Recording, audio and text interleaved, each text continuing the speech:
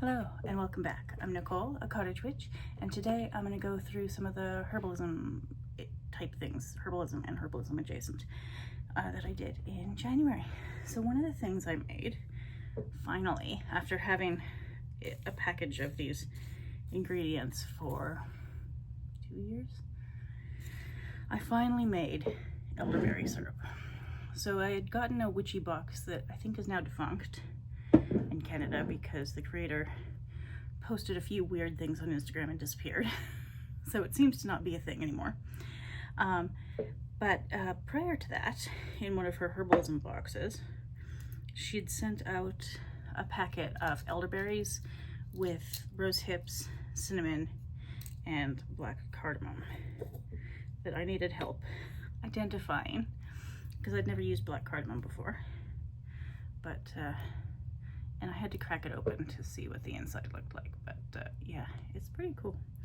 And it smells very different from the green cardamom, which is the only one I'd used before. It had reishi mushrooms in it as well, which I also needed help identifying, but I decided to leave those out and use them for something else. So yeah, but this one is really good. I've never had elderberry syrup, but I don't think I'd had elderberry anything before. I have elderflower syrup, and that I've used for colds and things, but never elderberry syrup. So this was new. And it's, oh, and there goes a stray elderberry that was stuck in the cinnamon stick. I've kept the re-dried ingredients. I don't know why. I just can't quite bring myself to throw them out yet or compost them yet. Yeah, so they're in a little container on my shelf. Then I made a tincture, technically a glycerite, but using alcohol isn't my favorite, so I use glycerin. For Seidr, or hedgeriding, or pathworking, or whatever you want to call it. For me, pathworking, hedgeriding, and Seidr also have, they have a lot of overlap, in my experience anyway, in the way I've been learning them. So they just have sort of merged now for me, because I have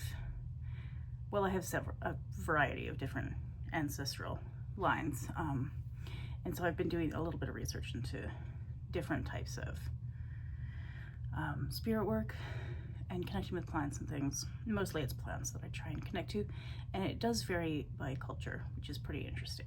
And there are a few courses and interviews and things on YouTube that I've watched that are really fun, and that's sort of how I started to learn that. And then realized once I started trying to practice that there was a lot of overlap with hedgeriding, which I'd previously been learning. So yeah, so this is a very personal tincture to me and the plants that I'm connecting with or have connected with.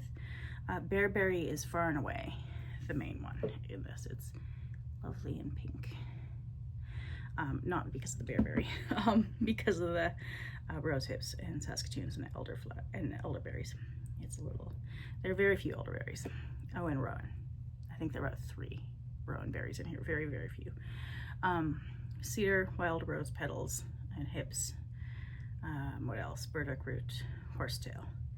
Horsetail might not, like some of them might not make sense to a lot of people, but they're very specific to where I live, like the region I live in at this exact moment, and the plants that I've gotten to know in this region at this exact moment. So I'm not sure that combination of plants would maybe work for everybody, but I've used it several times this week and it's so beautiful and I love it. I've also used a couple of tinctures this week that I haven't made, but I do want to grow more.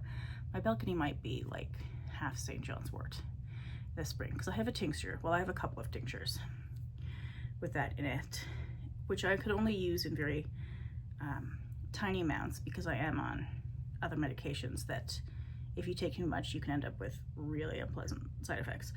So you do have to be very cautious with this particular one. But it sure does work for me. And then 5 mushrooms by Harmonica Arts. The other St. John's wort tincture I have is from them as well. They're based in BC now. I think they used to be based in Alberta. And this one has 5 different types of mushrooms. And I felt very ungrounded this week, and so it's been lovely for that. and they're supposed to have all sorts of health benefits. I don't know if I can tell that they've had any health benefits so far, but it's made me feel better anyway, so that's what I'm working with. And then last spring or the spring before last spring, I made a Balm of Gilead, the Canadian version. Most of it's in the fridge in a big container, so it'll last longer. And then I just put it in these little tins. But it is just olive oil, beeswax. The olive oil obviously is not local. I think the beeswax is. And poplar buds that I found on nearby poplar trees, because the tree that is used in the Levant does not grow here. But poplar trees do, and it's beautiful. It's very nice for muscle tension and muscle soreness. But also the staff that I use for Seidr, I think is poplar. And so that's a plant I've been working with as well. It's a gorgeous tree that I used to have something against as a kid, because the sticky buds do get a bit everywhere. And I had to do all the raking of the leaves, which are abundant. But I love it now. I have a drawer, a little container that has a bunch of resins in it that I only use once in a blue moon. But I pulled out the dragon blood resin, which is bright red, which I've never used before.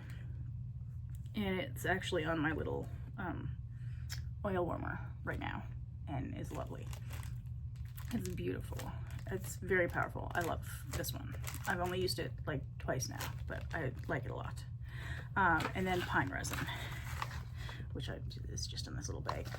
Could I collect my own? Yes, there are enough pine trees around with enough resin. I could. It's a sticky mess. So I bought it from a local shop to not have to deal with the hassle that is pine resin, or any tree resins. Really, they're sticky and it's messy, and I have a texture issue with that, so I'll just use the dried out stuff. Thank you very much. And then the last thing I made, well, almost the last thing, are some oils. So I started out making an earth oil to use topically while I was working on some Seidr practices.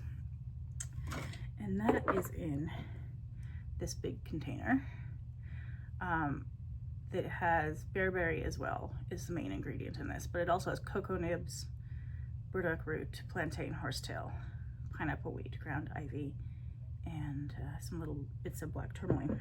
And so I'm letting that sit for a few months. I've put a tiny little bit into one of these droppers, but it really still needs, it's only been infusing for about a week, so that was a very short time. And then because I'd made that, I sort of thought, whoops, sorry for all the clanging, that I should make the other ones. So I made a much smaller water oil, which has horsetail as well, birch, willow, red rosy dogwood, which grows with willow near where I am, milky oats, mallow, and some seashells in there. And then I made a couple teeny tiny little ones for air and fire. So I mean, that should demonstrate my preferences basically. And what was that? My apartment's making funny noises. So anyway, those are on a shelf just outside my kitchen, just chilling for a couple of months. And then we'll see how I'll use them.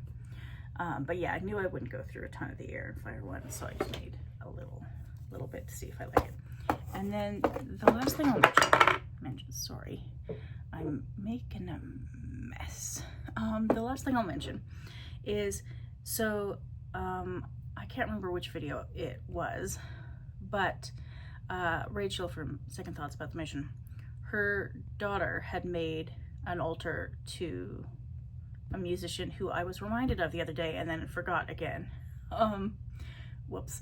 But it inspired me to make this. So I've put some of my favorite women writers in a picture frame that I'll put on my wall of ancestors back there. So this has Virginia Woolf, the Brontes, Toni Morrison, and Kay Jemison. Yes, I know she's still alive. Nawal El Saadawi, Edna St. Vincent Millay, Isabel Allende, also still alive. Might add a few other people like Frida Kahlo. I'm undetermined at this point. And then I was listening to, I think it was Rebel Witch by Kellyanne Maddox the other day, who talked about celebrating as part of your practice the birthdays of, you know, musicians or whomever who mean a lot to you. So I might put some of their birthdays in my calendar and just see what I decide to do with that. Unsure what I'll do, if anything, but I think I'll put their birthdays in there and see if I think of anything else. The other thing that I did put in my calendar is April 8th, which is the day that, so I'm Canadian, so this might seem a little bit weird, but it's the day that the Black Panthers declared solidarity with the disability rights movement in the US in 1977. And ever since I heard about that, that has stuck with me, and it means a lot to me that people who are fighting for their own civil rights and just human rights and basic justice and decent treatment supported it in such practical ways, the disability rights movement, which was only really just beginning at that point. It didn't really exist in Canada at that point yet either, as far as I'm aware.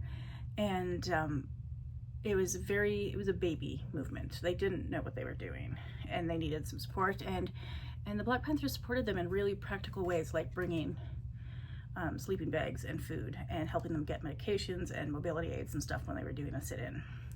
And yeah, so that has really always meant a lot to me, and I'm thankful to them for that. So that's in my calendar of important days as well. So yeah, that's the herbalism, witchy adjacent things that I've done in January. It was a bit of a big month for that, I guess. Anyway, thank you for watching, and I'll see you next time.